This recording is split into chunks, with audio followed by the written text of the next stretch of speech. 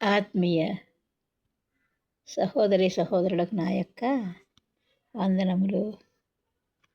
ఈరోజు లూకా సువార్తలో 4వ అధ్యాయంలో కొన్ని వచనాలు మనం చదువుకుందాం ప్రియ స్నేహితులారా. 14 నుంచి.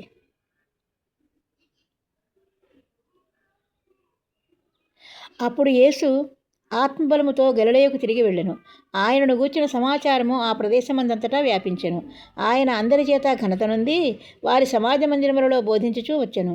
తరువాత ఆయన తాను పెరిగిన నజరేతునకు వచ్చెను. తన వాడుక చొప్పున విశ్రాంతి దినమందు సమాజ మందిరములోనికి వెళ్ళి చదువుటకై నిలుచుండగా ప్రవక్త అయిన యెషయా గ్రంథము ఆయన చేతికి ఇయ్యబడెను.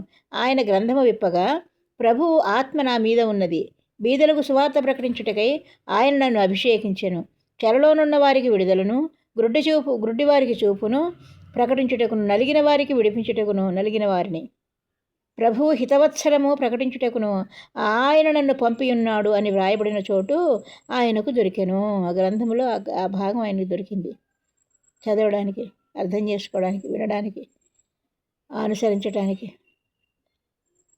ఆయన గ్రంథము చుట్టి పరిచారకునికి ఇచ్చి కూర్చుండెను. సమాజ మందిరంలో ఉన్న వారందరూ ఆయనను తేరి చూడగా ఆయన, నేడు మీ వినికిడిలో ఈ లేఖనం నెరవేరినదని వారితో చెప్పసాగాను. అందరూ ప్రభువును గురించి సాక్ష్యం ఇస్తున్నారు. అప్పుడు సాక్ష్యము చాలా ఇంపార్టెంట్. సాక్ష్యం కాపాడుకోవాలి. మరి బైబిల్ గ్రంథంలో కూడా బాప్తిసం ఇచ్చి యోహాను గారు సాక్ష్యం ఇచ్చారు ప్రభువు గురించి. విన్నవి కన్నవి కూడా చెప్పమంటున్నారు సాక్ష్యం. అదేగా, మనం ఏం విన్నామో అది చెప్పాలి, ఏం చూచామో అది చెప్పాలి, ఏం అనుభవించామో అది చెప్పాలి. అదే సాక్ష్యం. సత్యంగా చెప్పాలి. అది ప్రభు మహిమార్థమై అది చెప్పాలి. అదే సాక్ష్యం. ఆమేన్. Praise the lord.